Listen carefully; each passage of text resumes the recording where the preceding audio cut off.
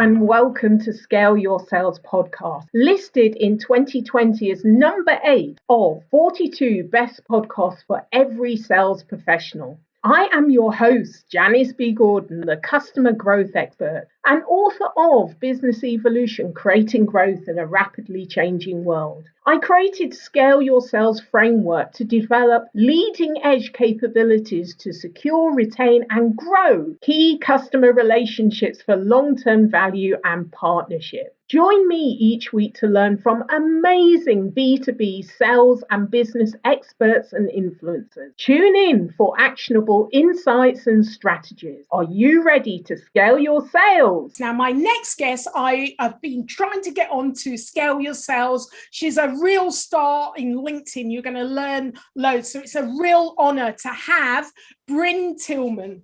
Brynne is CEO of Social Sales Link and LinkedIn Whisperer.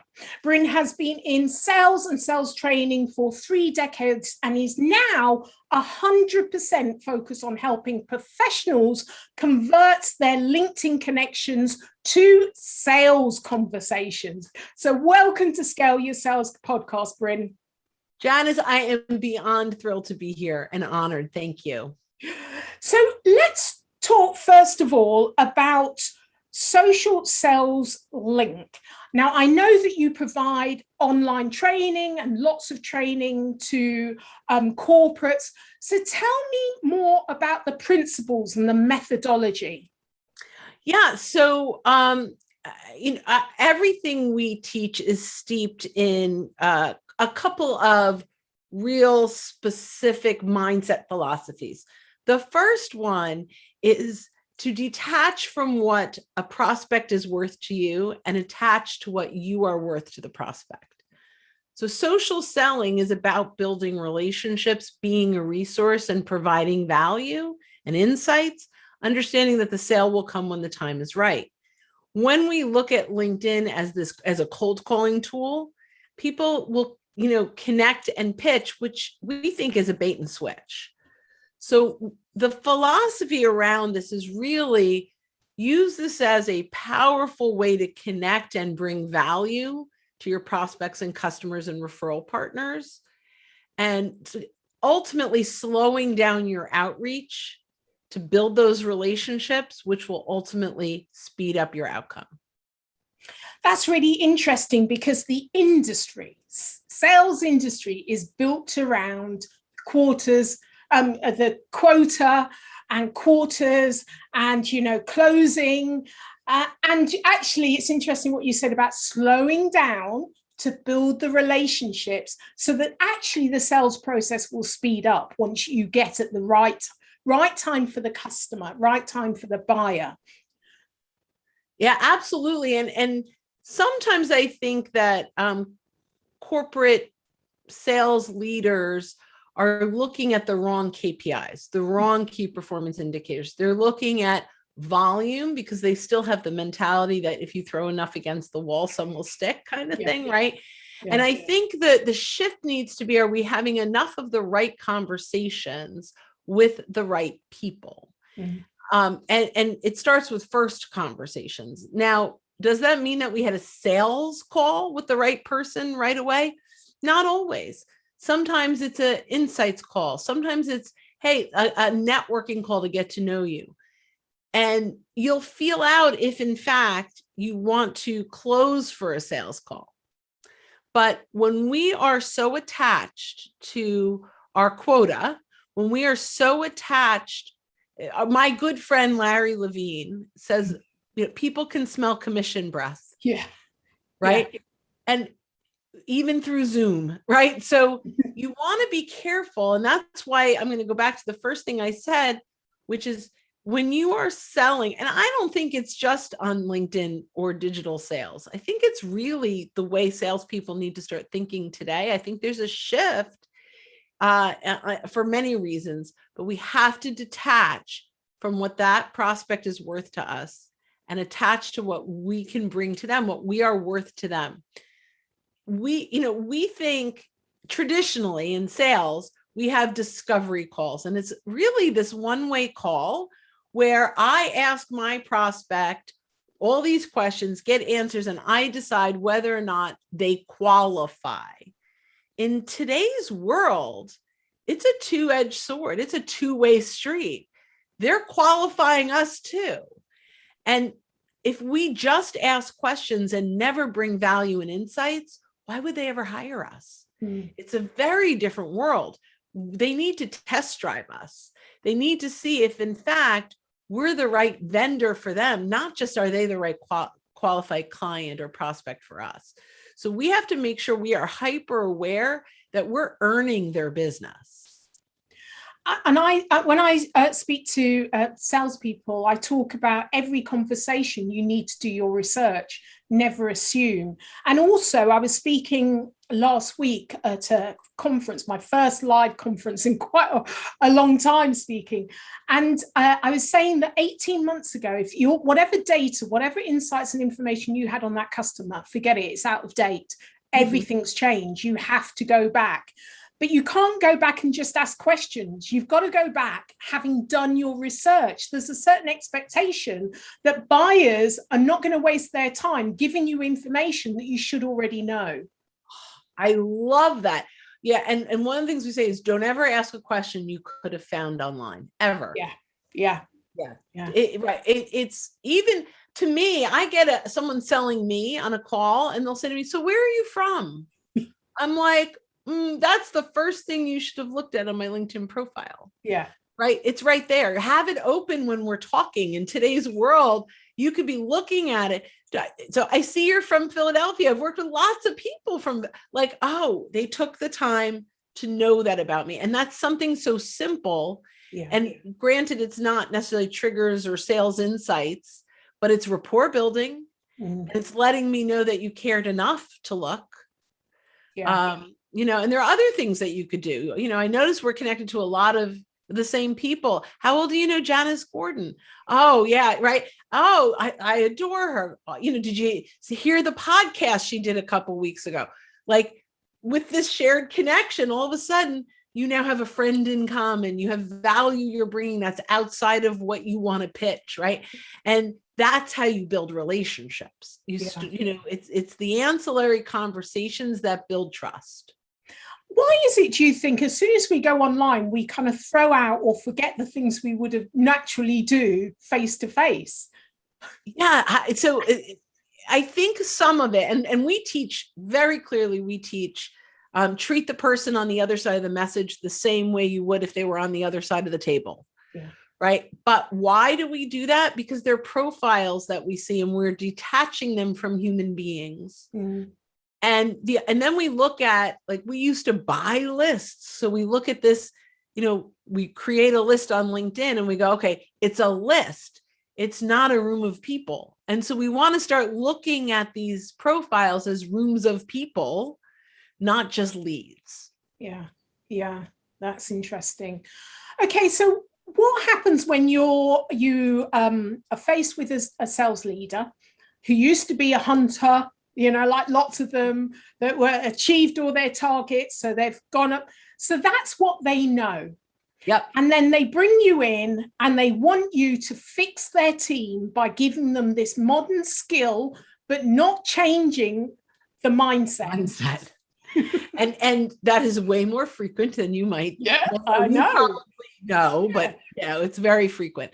So let's talk about the 5 areas that the team needs to focus on first. And when we talk about each of these areas, we need buy-in from the sales leader. So the first one is your brand presence, right? Your value-centric profile, moving your profile from a resume to a resource. And we talk about how if this just talks about that you've been in President's Club for 3 years in a row, you've hit 175% of your goal, and you're a great negotiator, you're going to chase your prospects away. No one wants to work with a salesperson who's a great negotiator. They want to pick the worst negotiator, right? They're buying from you.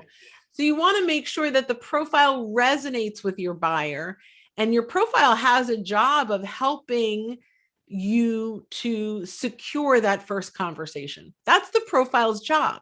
And we know, even from statistics, 74%, this is a corporate vision, 74% of buyers choose the sales rep that was first to add value and insight.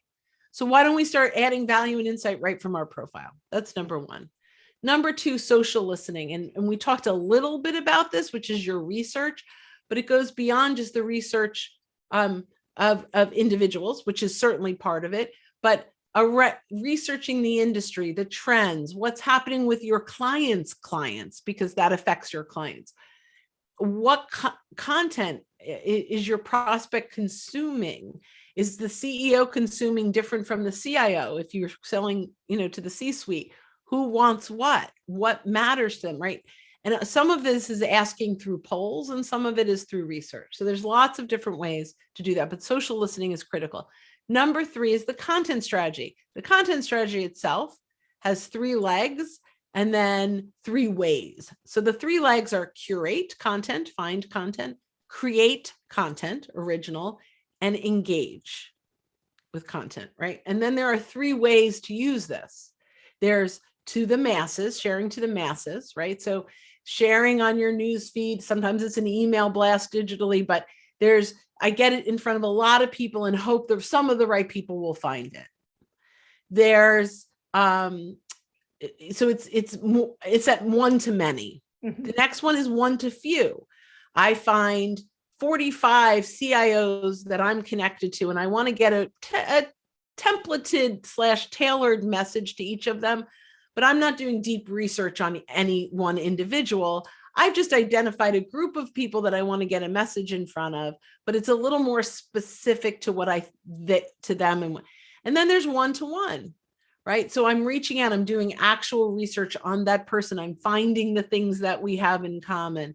And I'm maybe Janice just listened to your podcast a few weeks ago and I got amazing value from it. Here were some of my takeaways. I'd love to connect with you on LinkedIn, is one-to-one. Right. And so we can go through, we have this content strategy of, are we curating content? So by the way, that's curating content. I went and found your own content and shared it back with you. Yeah. I didn't have to create an original piece to start a conversation with you. Yeah. Right. So there are great ways to do that. That was 1, 2, 3. Number 4 is nurturing your existing connections. Something that we do really poor job of is engaging the people we're already connected to. And as salespeople, we tend to be going out net new, right? And we've got this huge database, sometimes 2,000, 3,000, 4,000 connections. And chances are at least 10% of those are people you should be having a conversation with. So we call this conducting CPR, bringing them back to life, right? But it's also identifying clients, C, prospects, P, and referral partners, R. So you can either search your connections with the first degree filter or export your connections into an Excel spreadsheet and identify who in this list have you been missing. I have story after story after story of people. I'm just going to tell a quick one with Michelle Vincent in the middle of the pandemic, who is a recruiter, by the way. Could you imagine how bad business was in the middle of the pandemic for recruiting? So, right, and she exported her connections and noticed someone that was a client moved to a new company. So already knew her. Mm-hmm. In one call, she had a proposal and closed a $1.5 million contract, which is now over $3 million. Wow. Because she took inventory. Who was on my list that already knows me, that maybe has worked with me, that I should re-engage? So conduct CPR. And number 5, warm market referrals. And this is why I fell in love with LinkedIn. We all love referrals from our clients, but most of us ask our clients, so who do you know that could use my services the way you have? And they go, can't think of anyone right now, but if someone should ask, I'd always be happy to refer you. But with LinkedIn, you can search and filter and build a list of 8, 10, 12 people they're connected to, run those names by them, whittle it down to 4, 5, or 6 people that they can either introduce you to or you can get permission to name drop. Yeah. So when we have this conversation with the senior leadership, they get it. They go, okay, that makes sense. It's not cold calling. None of it is cold calling. All of it is about leveraging your existing network to re-engage and then get one level out. And it takes more time. So back to that phrase, we need to slow down our outreach to speed up our outcome? It takes more time, but it actually, one of my definitions, my definitions of social selling is finding relevant people to have relevant conversations. And, you do all of that work, and because it's relevant, actually the sale, is a natural, it's not really selling, they're buying. It's a natural process, and it's a lot shorter. So, as you say, you slow down in order to speed up the sales process. Yeah. The great Jeffrey Gitomer says, people hate to be sold, but they love to buy. Yeah. Well, and buyers, it's their job to buy. They have to buy. They're wanting to buy. They're incentivized to buy. It's their job. So make it easy for them. Yeah, absolutely. Especially when what you do really brings value. But the problem is we tend to just tell them the value that we bring instead of actually bringing value. So when you could be a resource early on, they test drive you. They go, oh, right. They go, if I can learn this much from a video, from a blog post, imagine if we hired them, imagine if I talked to them, what value they could bring to the table. But just telling them how you can help them isn't enough anymore. Yeah. So tell me about LinkedIn being leveraged as a playing field in diversity. What do you mean by that? How it levels the playing field? Yeah. So, when for diversity across the board, wherever you fall, including small business versus big business, including women versus men or minorities that may struggle from, I don't have enough audience yet. I don't have enough money to build that audience, right? Small business, women-owned small business where I started. I have never spent a dime on ads, but it levels the playing field because so much of what you can do on LinkedIn is free. And so much of you can connect with people you never realized would have connected with you in any other way, that would not have returned your call or would have deleted your email. But with LinkedIn done the right way, when you're showing up as a resource, you could get to C-level people without a gatekeeper much easier than in a lot of other ways. So it levels the playing field because you have access to the exact same people the large companies have, or the companies with money. So from a diversity perspective, if it allows you to have a voice equal to even some of the larger brands. You just have to know how to leverage your voice the right way. Yeah. And I suppose that you'll often think of traditional sales. There's only like 35% of women that are in sales. So, there's a disparity there, and 17% of female sales leaders. So there's the disparities bigger there. But if you're approaching as a seller buyers, one of the things there may be a cultural differences or gender differences. Female sales people working with buyers traditionally, if we think 10 years ago, would be all male, depending on what industry you're in. And because a lot of the sales process now is online, especially with the lockdown, and it's almost like the marketing process is longer and the sales process is shorter because so much is done, investigation is done online. Well, I know they can look at your picture, but no one really judges you quite so much online if you're doing exactly as you say. You're adding value, you're doing a really good job. And, you've got a connection with them because you're adding value and doing a really good job. Because actually, if you meet someone face to face, there's always that kind of judgment that happens, isn't it? Your tone of voice, are you softer speaking? All of these things that got nothing to do with the actual value. So do you find that The other level is the fact that a lot of it's online, that that judgment barrier comes down. Do you think that's a factor? So I think there's still quite a lot of judgment. I hate to say that. So I think it comes down some. I mean, I encourage video. Yes. So they're still seeing your body language, your personality. But I think you have a longer time to earn the right than if you were meeting at a networking meeting. Yeah. And people will say, do they really read your profile? Do they Yes, because if they're vetting a 15-minute call with you, they're going to look at your profile and say, is it worth it? Yeah. Right? Yeah. Is this person worth it?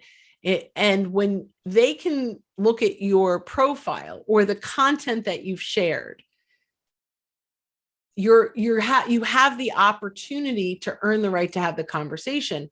When you are in person, there's judgment before the conversation. Yeah. Right. So I do, as I think through this, I do think you have a bigger point in that you have a longer time to allow them to absorb the value you can bring before judgment. Right.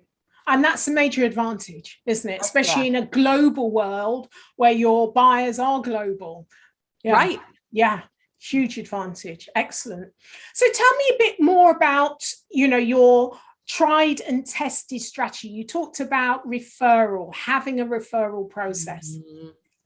Yeah. So, I was a sales trainer before I was a LinkedIn trainer. So I'm really a sales trainer who teaches LinkedIn, and referrals were always my favorite way. I was in sales and they were always my favorite way to grow my business. And I was the sales trainer who hated to cold call, and I did it. I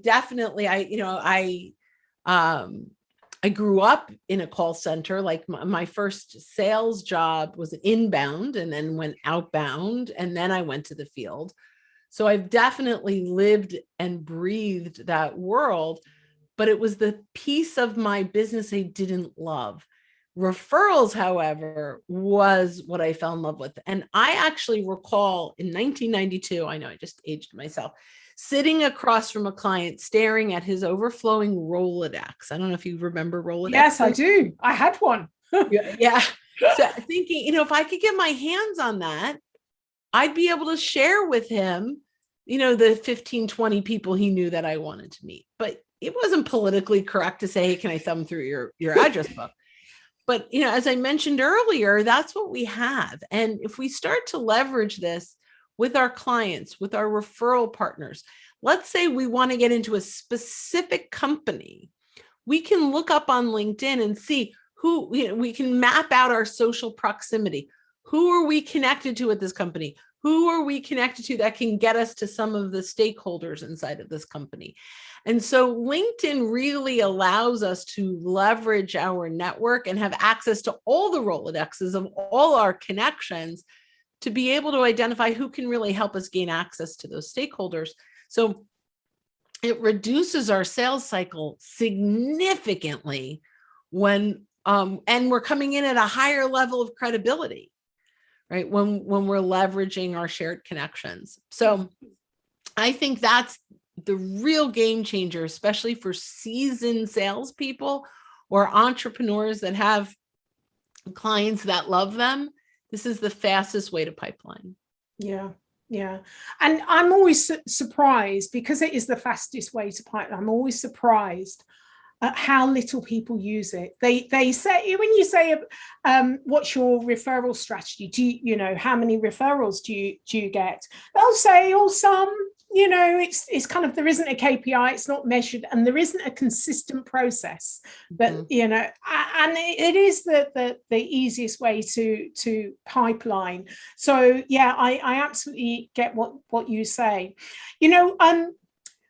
What I love about you, Brynne, is that you make this, and I use LinkedIn a lot. I don't call myself an expert, but you make this, the way you use your language and explaining it and the analogies, you make it simple.